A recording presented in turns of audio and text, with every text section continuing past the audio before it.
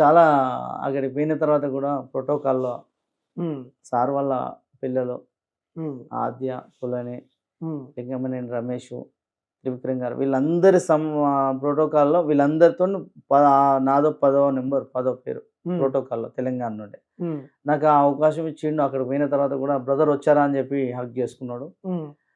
ఇంగా అంటే 3 సంవత్సరాల కింద నాతో మాట్లాడి 3 సంవత్సరాల తర్వాత నన్ను పిలుచుకున్నాడు. హ్మ్. హ్మ్. ఎంత గొప్ప మేధస్సు ఆయనది. అంటే నేను కల్ నేను 2000 నేను ఐసీఎంఆర్‌లో పనిచేసేవాడిని. హ్మ్. హ్మ్. Indian council of medicals. నా ఐడీ అవన్నీ కూడా సార్ చూసాడు. హ్మ్. చూసి బ్రదర్ ఈ జాబ్ ఎందుకు అనవసరంగా వదిలిపెట్టారు అది అని అన్నారు. హ్మ్. అంటే ఆహ్, జాబ్ వదిలిపెట్టేసి మీరు జనసేన నా కోసం కాంట్రాక్ట్ బేస్డ్ జాబే. ఓకే. జాబ్ నాకు నేను ఎప్పటినుండో సార్ భావాలతోని నేను ఫాలో అవుతూ నాకు ఒక ఫౌండేషన్ ఉంది. హ్మ్. ఆ ఫౌండేషన్ సార్ ఇన్‌స్పిరేషన్ మా అమ్మ నాన్నల ఇన్‌స్పిరేషన్ ద్వారా ఒక యువకలం స్వచ్ఛంద సంస్థ అనే ఫౌండేషన్ నడుపుతూ ఆ ఫౌండేషన్ యాక్టివిటీస్ చూసి చాలా ఇంప్రెస్ అయ్యిండు. యువగలం.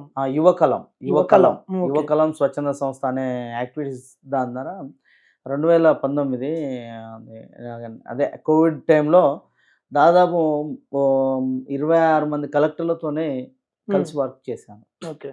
అవన్నీ గూడా చూసి చాలా అప్రిషియేట్ జేసిండు. హ్మ్. అప్పుడు మాట్లాడి 3 సంవత్సరాల తర్వాత ఆయన వెలుతురు నాగేష్‌ని పిలిపియండి అని జెప్పి చెప్పుకునేసరికి నాకసలు అంటే అంత గొప్ప మేధస్సు అంత అంటే 3 సంవత్సరాల తర్వాత ఎవరు అవునవును. గుర్తుపెట్టుకోరు.